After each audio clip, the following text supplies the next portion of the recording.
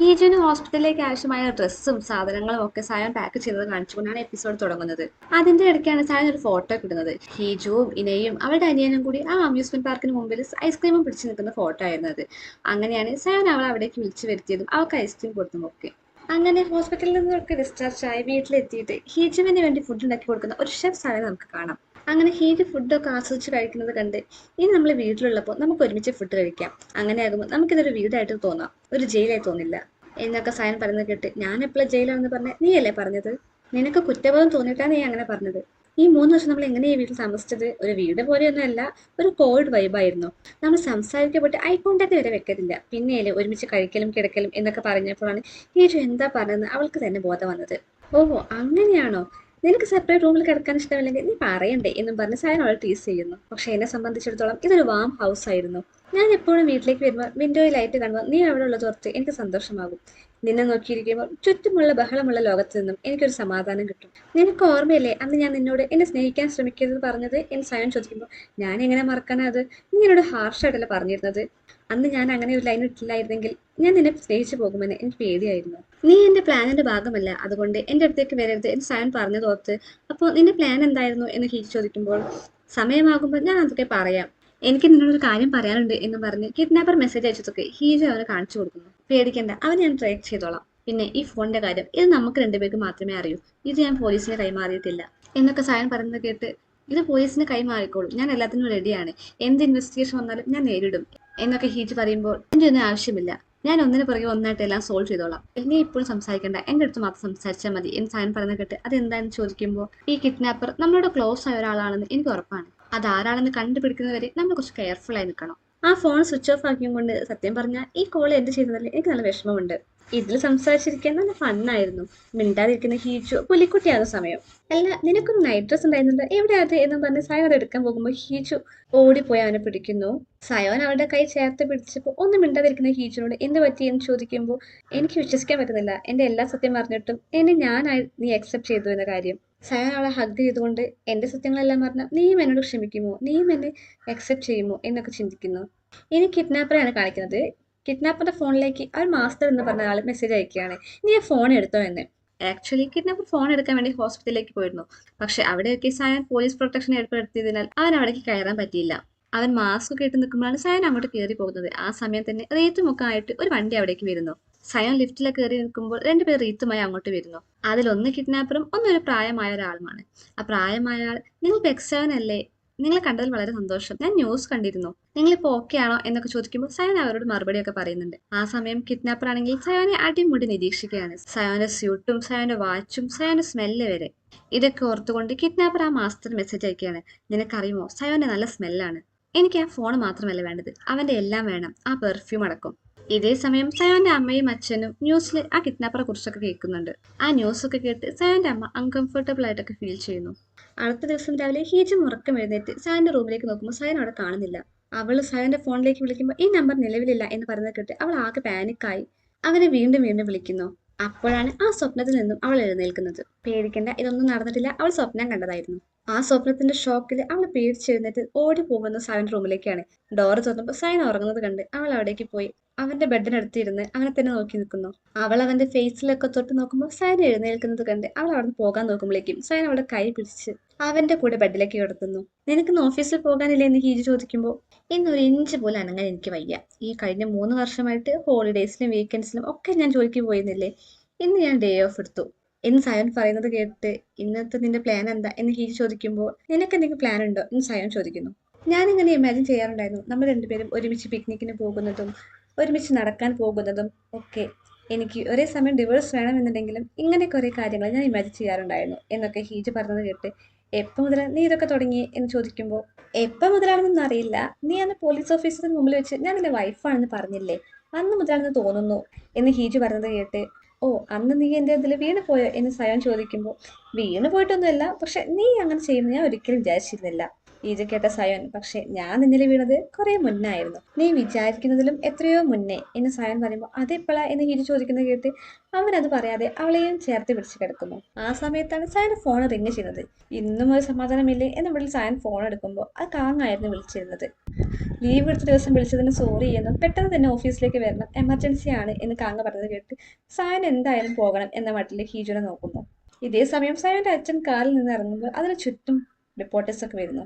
സയനെ ഭീഷണിപ്പെടുത്തിക്കൊണ്ടുള്ള ന്യൂസിനെ കുറിച്ചൊക്കെ ഓരോരുത്തർ ചോദിക്കുമ്പോൾ സയന്റെ ഫ്രണ്ടായ ഹോക്ചിനാണെങ്കിൽ നിങ്ങൾ പറഞ്ഞതും സയോൻ പറഞ്ഞതും തമ്മിൽ വ്യത്യാസമുണ്ടല്ലോ, അതിനെക്കുറിച്ച് നിങ്ങൾക്ക് എന്താ പറയാനുള്ളതെന്ന് ചോദിക്കുന്നു.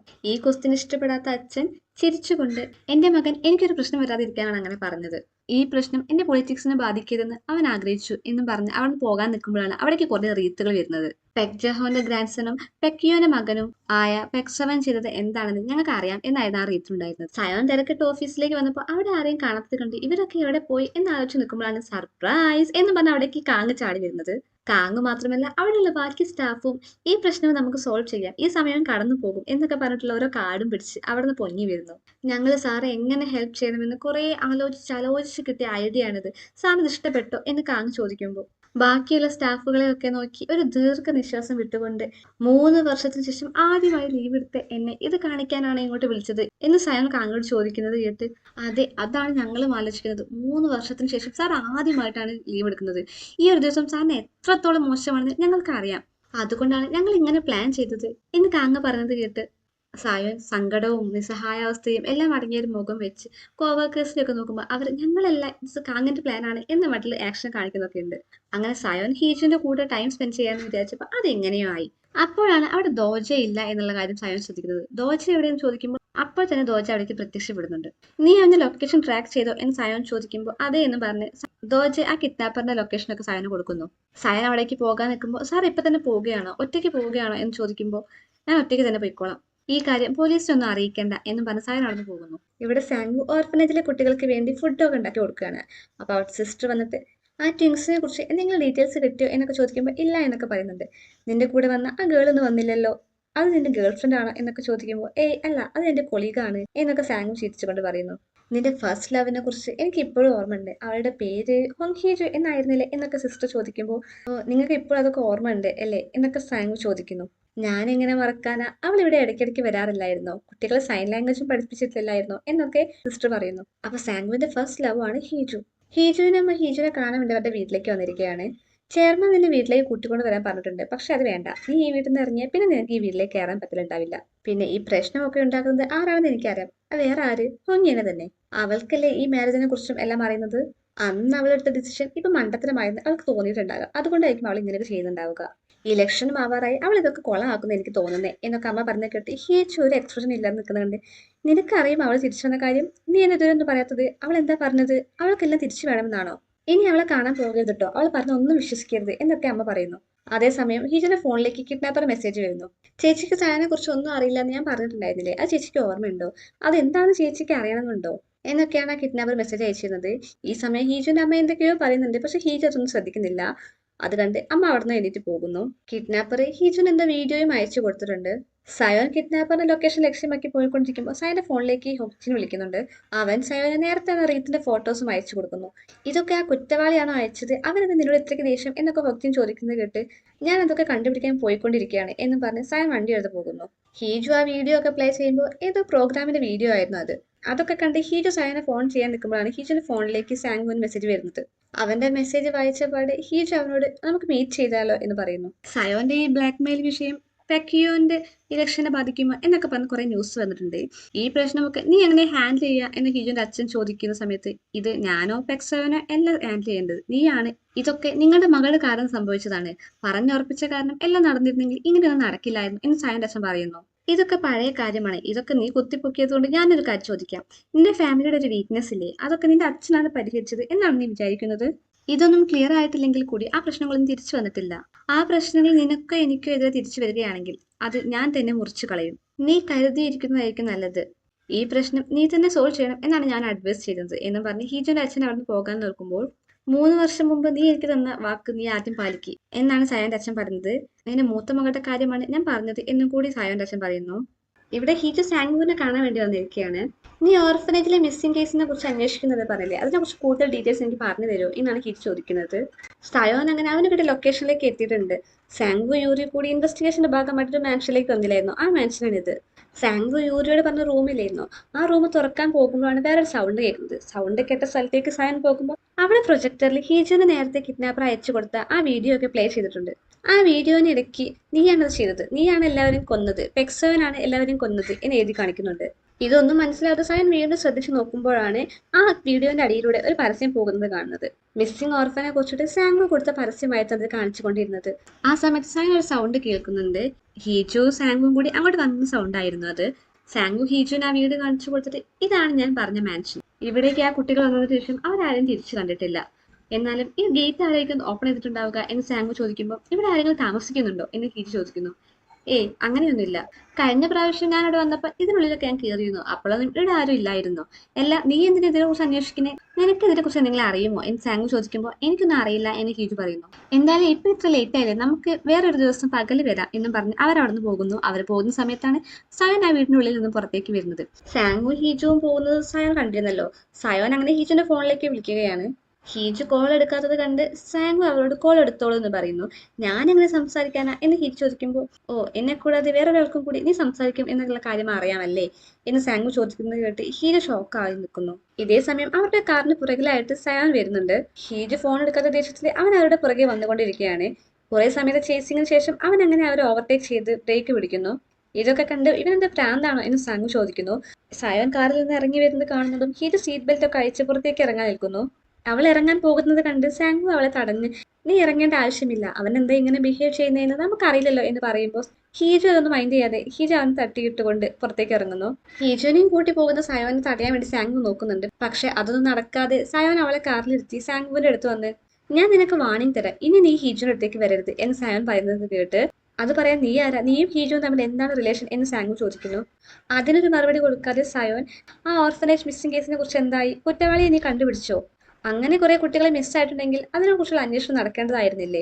അതോ കുറ്റവാളി ആരെന്ന് നീ കണ്ടുപിടിച്ചത് കൊണ്ടാണോ നീ പകരം വിട്ട് നടക്കുന്നേ? എനിക്കിപ്പോൾ നിന്നെ കുറിച്ചുള്ള ഡൗട്ട് സത്യമാണോ മിസ്അണ്ടർസ്റ്റാൻഡിംഗ് ആണോ എന്നറിയില്ല. എന്നാലും ഈ കേസ് ഇവിടെ വെച്ച് നിർത്തുന്നതായിരിക്കും നിനക്ക് നല്ലത്. ഈ കേസിനെ കുറിച്ച് നീ എന്തിനാ ഇത്രയ്ക്ക് കെയർ ആവുന്നേ? ഈ കേസും നീ തമ്മിൽ എന്താ ബന്ധം എന്ന് സാങ്കു ചോദിക്കുന്നു. എന്നെ ബോധം ചെയ്യുന്ന ഈ കേസൊന്നുമല്ല, നീയാണ്. നീ വന്നതിന് ശേഷമാണ് ഈ ഭീഷണിയും തീപിടുത്തവും എല്ലാം ഉണ്ടാകുന്നത്. ഇതൊക്കെ ഒരു കോയിൻസിഡൻസ് ആണ് എന്നാണോ നീ പറയുന്നത് എന്നൊക്കെ പറഞ്ഞുകൊണ്ട് സയൻ തിരിച്ച് കാറിലേക്ക് പോകുന്നു. അവരെ കാറ് പോകുന്നത് നോക്കി സാങ്കു അവിടെ തന്നെ നിൽക്കുന്നുണ്ട്. ഇനി സാങ്കു ആണോ ദോജയാണോ ഇനയാണോ ശരിക്കുള്ള കുറ്റവാളിയെ, അതോ ഇനി വേറെ ആരെങ്കിലും ആണോ എന്ന് വരുന്ന എപ്പിസോഡുകളിൽ കാണാം. അങ്ങനെ അവർ ഡ്രൈവ് ചെയ്ത് പോകുന്ന സമയത്ത് നീ എന്തിനാടെ വന്നേ എന്ന് സയൻ ചോദിക്കുമ്പോൾ അവൾ ആ വീഡിയോ കാണിച്ചു കൊടുത്തിട്ട് ഈ വീഡിയോ കണ്ടിട്ടാണ് ഞാനിവിടെ വന്നേ എന്ന് പറയുന്നു. കാർ സൈഡാക്കി കാറിൽ നിന്നും പുറത്തിറങ്ങിയ സയൻ ആ മെസ്സേജ് ഒക്കെ നോക്കിയിട്ട് നീ അപ്പൊ ഇതിനെക്കുറിച്ച് അന്വേഷിക്കാനാണ് പോയത് എന്ന് ചോദിക്കുമ്പോൾ ഞാൻ ആ കേസിനെ കുറിച്ച് ചോദിക്കാൻ പോയതാണ് എന്ന് ഹീജു പറയുന്നു. നിനക്കത് എന്നോട് ചോദിച്ചാൽ പോലെ നീ എന്തിനാ അവനോട് ചോദിക്കാൻ പോയി, നിനക്ക് എന്റെ പേടിയാണോ എന്ന് സയൻ ചോദിക്കുന്നു. അതേ എന്ന് ഹീജു ഉത്തരം പറഞ്ഞത് കണ്ട് എന്നെക്കുറിച്ച് എന്തെങ്കിലും ഷോക്കിംഗ് ആയ കാര്യം അറിയും എന്നതുകൊണ്ടായിരിക്കുമല്ലേ നീ എന്നോട് ചോദിക്കാതിരുന്നത് എന്ന് സങ്കടത്തോടെ സയൻ ചോദിക്കുന്നു. ഇത് കേട്ട് ഹീജു എനിക്ക് പേടി തന്നെയായിരുന്നു, പക്ഷെ അത് നീ വിചാരിക്കുന്നത് പോലെ ആയിരുന്നില്ല. ഇതൊക്കെ ഞാൻ അറിഞ്ഞു കഴിഞ്ഞാൽ നീ എന്നിൽ നിന്നും ഓടിപ്പോകുമോ എന്ന പേടിയായിരുന്നു എനിക്ക്. 406 എന്ന് പറഞ്ഞ് വിളിക്കുന്നത് ഞാനാണെന്ന് അറിഞ്ഞാൽ നീ എന്നോട് ക്ഷമിക്കുമോ അതോ എന്നെ വിട്ടു പോകുമോ എന്ന് എനിക്ക് നല്ല പേടിയുണ്ടായിരുന്നു.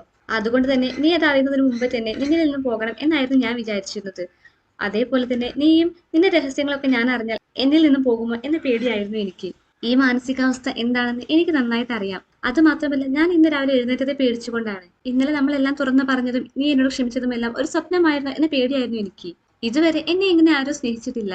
ഈ സ്നേഹവും സന്തോഷവും ഒക്കെ എനിക്ക് പുതിയതാണ്, പിന്നെ ഞാൻ എങ്ങനെ പേടിക്കാതിരിക്കുക എന്നൊക്കെ കരഞ്ഞുകൊണ്ട് അവൾ ചോദിക്കുന്നു. സയൻ അവളെ ഹഗ് ചെയ്തുകൊണ്ട് ഇതൊന്നും സ്വപ്നമല്ല സത്യമാണെന്ന് ഞാൻ എങ്ങനെ നിന്നെ വിശ്വസിപ്പിക്കുക എന്ന് സങ്കടപ്പെട്ടുകൊണ്ട് ചോദിക്കുന്നു. നിന്നെ കുറിച്ചുള്ള രഹസ്യം എന്താണെങ്കിലും എന്നോട് പറഞ്ഞോ, എനിക്കെല്ലാം ഹാൻഡിൽ ചെയ്യാൻ പറ്റും എന്ന് ഹീജു പറയുന്നത് കേട്ട് ഇതൊന്നും നീ വിചാരിക്കുന്നത് പോലെയല്ല, നിനക്കിതൊന്നും ഹാൻഡിൽ ചെയ്യാൻ പറ്റില്ല എന്ന് സയൻ പറയുന്നു. എന്തുകൊണ്ട് എനിക്ക് പറ്റില്ല? 406 ഞാനാണെന്ന് അറിഞ്ഞിട്ട് നീ എന്നോട് ക്ഷമിച്ചില്ലേ? ഒരു പക്ഷേ ഈ പെക്സോൻ എന്ന പേര്, സ്പോക്സ് പേഴ്സൺ, പെക്ജോഹോന്റെ ഗ്രാൻഡ് സൺ, പെക്യോങ്ങിന്റെ മകൻ, ഈ ടൈറ്റിലൊക്കെ എനിക്ക് ഉപേക്ഷിക്കേണ്ടി വന്നാലും അതൊക്കെ പൂർണ്ണ മനസ്സോടെ എനിക്ക് ഉപേക്ഷിക്കാൻ പറ്റും. പക്ഷെ ഹീജുവിന്റെ സയൻ എന്ന ടൈറ്റിലില്ലേ, അതെനിക്ക് ഒരിക്കലും ഒഴിവാക്കാൻ പറ്റില്ല എന്ന് കരഞ്ഞുകൊണ്ട് സയൻ അവളെ ഹഗ് ചെയ്യുന്നു. അടുത്ത ദിവസം ഇനയെയാണ് കാണിക്കുന്നത്. നീ എന്തിനാ എന്നോട് പറയുന്നത് ഇവിടേക്ക് വന്നേ എന്ന് അവരുടെ അച്ഛൻ ചോദിക്കുന്നു. അതിനൊന്നും ഉത്തരം പറയാതെ ഞാൻ സാവനെ കല്യാണം കഴിക്കില്ല എന്ന് പറഞ്ഞപ്പോൾ നിങ്ങൾ എന്നെ ഫോഴ്സ് ചെയ്യുമെന്നാണ് ഞാൻ വിചാരിച്ചിരുന്നത്. പക്ഷെ നിങ്ങൾ എന്നെ ഫോഴ്സ് ചെയ്യാതെ എന്നെ പെട്ടെന്ന് വിട്ടു. അന്ന് ഇതിനെ കുറിച്ചൊന്നും ചോദിക്കാൻ എനിക്ക് പറ്റില്ല. പക്ഷെ ഇന്ന് ഞാൻ ചോദിക്കുകയാണ്, ഇതൊക്കെ അച്ഛന്റെ പ്ലാൻ ആയിരുന്നോ? അന്ന് എനിക്ക് പേപ്പേഴ്സ് തന്നതൊക്കെ അച്ഛനായിരുന്നോ? ഞാൻ ആ പേപ്പേഴ്സ് ഒക്കെ കാണിച്ച സമയത്ത് അച്ഛൻ ഒട്ടും ഷോക്ക് ആയിരുന്നില്ല. അതിനർത്ഥം അച്ഛൻ ആ കാര്യങ്ങളൊക്കെ അറിയാമെന്നായിരുന്നില്ലേ? എന്തിനാണ് ഞാൻ ഈ മാരേജ് ചെയ്യരുത് എന്ന് അച്ഛൻ വിചാരിച്ചത്? എന്നിട്ട് നമ്മുടെ ഫാമിലിയും അവരുടെ ഫാമിലിയും തമ്മിലുള്ള വിവാഹം നടക്കുകയും ചെയ്തു. അത്രമാത്രം ആരും ഒഴിവാക്കാതിരിക്കാൻ സയാന്റെ മുത്തച്ഛനും അച്ഛനും തമ്മിൽ എന്ത് കോൺട്രാക്ട് സൈൻ ചെയ്ത് എന്ന് ഹീന ചോദിക്കുന്നു. ഇതൊക്കെ കേട്ടിട്ട് ഇനയ്ക്ക് പകരം ഹീജുവായിട്ടുള്ള കല്യാണം നടത്താമെന്നുള്ള കാര്യം സയാന്റെ അച്ഛനോടും അമ്മയോടും സംസാരിക്കാൻ പോയതാണ് അച്ഛൻ ഓർക്കുന്നത്. ഇതൊക്കെ കേട്ട് സയാന്റെ അച്ഛനും അമ്മയും കുറെ ഇൻവിറ്റേഷൻ ഒക്കെ കുറെ ഗസ്റ്റിന് കൊടുത്തു കഴിഞ്ഞു. നിങ്ങൾ ഇത് ഇപ്പൊ ഇങ്ങനെ പറയുന്നതെന്ന് പറഞ്ഞ് സമ്മതിക്കാതെ അവിടെ നിന്ന് പോകാൻ നിൽക്കുകയാണ്. ഇതൊക്കെ കേട്ട് ഹീജുവിന്റെ അച്ഛൻ ഇതൊന്നും ആരും അറിയാൻ പോകുന്നില്ല. ഒരാൾ പോയി പകരം ഒരാൾ വരുന്നു. ഇതൊക്കെ നിങ്ങളും ചെയ്ത കാര്യം തന്നെയല്ലേ? ഇതൊക്കെ വളരെ സിമ്പിൾ ആണ് എന്ന് ഒട്ടും കൂസലില്ലാതെ പറയുന്നു. എന്നിട്ട് സാവന്റെ പാരന്റ്സിന് ഒരു അഗ്രിമെന്റ് കാണിച്ചു കൊടുക്കുന്നു. ഹീജുവിന്റെ അച്ഛൻ എന്താവശ്യവും ഏത് നേരവും ചോദിച്ചാൽ നടത്തി കൊടുക്കണം എന്ന് പറഞ്ഞുകൊണ്ട് സായന്റെ മുത്തശ്ശൻ കൊടുത്ത അഗ്രിമെന്റ് ആയിരുന്നു അത്. എന്ന് സായന്റെ മുത്തശ്ശൻ ഹീജുവിന്റെ അച്ഛന്റെ മുന്നിൽ മുട്ടുകുത്തിക്കൊണ്ട് പ്രോമിസ് ചെയ്ത കാര്യമാണ് ഇത് എന്നാണ് ഹീജുവിന്റെ അച്ഛൻ പറയുന്നത്. ഈ ഒരു അഗ്രിമെന്റ് കണ്ട് സായന്റെ പാരന്റ്സ് ഷോക്കായി നിൽക്കുന്നു. ഇതൊക്കെ ഓർത്ത് നിൽക്കുമ്പോൾ ഇനി വീണ് ചോദിക്കുകയാണ്, ഞങ്ങൾക്ക് അന്ന് ആക്സിഡന്റ് നടന്നതിന് ശേഷം അച്ഛൻ നല്ല ദേഷ്യത്തിലായിരുന്നു. പോലീസ് ഇൻവെസ്റ്റിഗേഷൻ ഒക്കെ നന്നായിട്ട് നടക്കുന്നുണ്ടായിരുന്നു. ഏകദേശം കുറ്റവാളിയെ പിടിച്ചതുപോലെ തന്നെയായിരുന്നു. പക്ഷെ പെട്ടെന്ന് അച്ഛൻ എല്ലാം നിർത്തിവെച്ചു. എന്തുകൊണ്ട് നിർത്തിവെച്ചത്? അല്ല, ആക്ച്വലി ആര് കാരണമാണ് നിർത്തിവെച്ചത്? ഇത് കേട്ട് ഇനയുടെ അച്ഛൻ വീണ്ടും ഒരു കാര്യം ആലോചിക്കും. നല്ല മഴയുള്ള സമയത്ത് ഇനയുടെ അച്ഛൻ ആരുടെയോ നേരെ തോക്ക് ചൂണ്ടി നിൽക്കുന്നതാണ് കാണിക്കുന്നത്. ഇതൊന്നും എനിക്ക് ഓർക്കാൻ ഇഷ്ടമില്ലാത്ത കാര്യങ്ങളാണ്. നീ ഇതൊന്നുമല്ല ഇപ്പോൾ ഫോക്കസ് ചെയ്യേണ്ട കാര്യം. സയനെ ഭീഷണിപ്പെടുത്തുന്ന കുറ്റവാളിക്ക് ഹീജുവിനെ കുറിച്ച് എല്ലാ കാര്യങ്ങളും അറിയാം. ഹീജുവിനെ കുറിച്ച് എന്ന് വെച്ചാൽ നിനക്കും സയോനും ഹീജുവിനും ഇടയ്ക്ക് എന്താ നടന്നതെന്നൊക്കെ അയാൾക്കറിയാം. ഇതൊക്കെ കേട്ട് ഇന ഷോക്കായി നിൽക്കുന്നുണ്ട്. സയോന്റെ പാരന്റ്സ് ഒരു ഇന്റർവ്യൂ കൊടുത്തുകൊണ്ടിരിക്കുകയാണ്. യൂറിയാണ് ഇന്റർവ്യൂ എടുത്തുകൊണ്ടിരിക്കുന്നത്. ഇപ്പൊ സയോൻ നേരിടുന്ന പ്രശ്നത്തെ കുറിച്ച് ചോദിക്കുമ്പോൾ അതിന് ഉത്തരം പറയുന്ന അമ്മയാണ്. ഇതുകൊണ്ട് ഏറ്റവും കൂടുതൽ സഫർ ചെയ്യുന്നത് എന്റെ സയോനാണ്.